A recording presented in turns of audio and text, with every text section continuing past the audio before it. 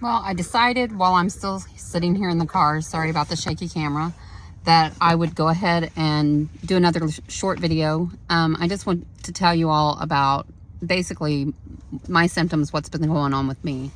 I turned 49 in June. 2 days later, I was having anxiety, which I've always had some slight anxiety, but nothing like this. I mean, it was severe anxiety just out of nowhere. You wouldn't be thinking about anything. You'd just be driving down the road and all of a sudden just so anxious, and there was nothing to be anxious about. And panic attacks. I would have heart palpitations and just feel like I was crazy, and there was no reason for it. This went on for 2 or 3 weeks before it finally hit me one day. This is hormonal. The sad thing is most doctors will only treat your symptoms as far as they will treat your depression or your anxiety or the panic attacks. They want you to get therapy. They put it all on you. And that's not necessarily what we need. I'm not saying that antidepressants can't help, and I'm not saying that anxiety meds can't help. That's not what I'm saying at all. But right now I don't have any insurance. I don't have a choice but to figure this out for myself. And I have gotten a doctor online, and I am doing I think it's plant-based, but bioidentical, I think is what they call it. But I am using the progesterone, and it has helped me some. They just increased my dose, so maybe that'll help me more. But things like insomnia, night wakening, and it seems to be at like 2 or 3 o'clock every morning, and it's not just me. That's very common. But you wake up and then you can't go back to sleep. Some of the other things that I've had going on, rage. It is as if every trauma and every emotion that I have ever suppressed has decided to bubble up at its choosing. Doesn't matter what's going on. I blow and rage for little or no reason.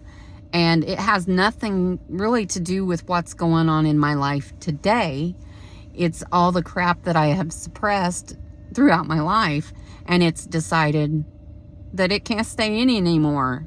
So it's hard on your relationship. It's hard on your relationship with your kids, your family, your husband, your boyfriend, whoever.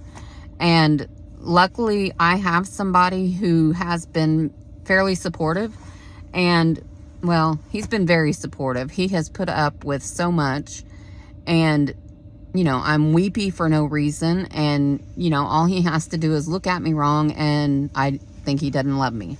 So I mean, it's crazy, and I felt crazy, but I have taken the time to begin working on myself. You know, because a therapist is going to tell me that I need to exercise and I need to journal and I need to do this and I need to do that. Well, I know I can do all those things. I've done therapy before, and I do think those things help some, but they're not going to fix this. And if you go to a doctor, most doctors have very little training unless they specialize in hormones or women specifically. But even your OBGYN may or may not offer you hormone replacement therapy.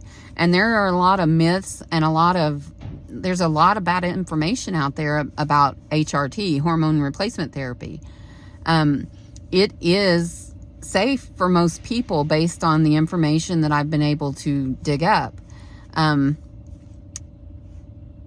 You know, I didn't want to go on hormones, you know, so I tried some supplements and I tried some things, and it just wasn't working for me. So then I with not having insurance, I had to find a way to get something that was going to help me, because here's the kicker.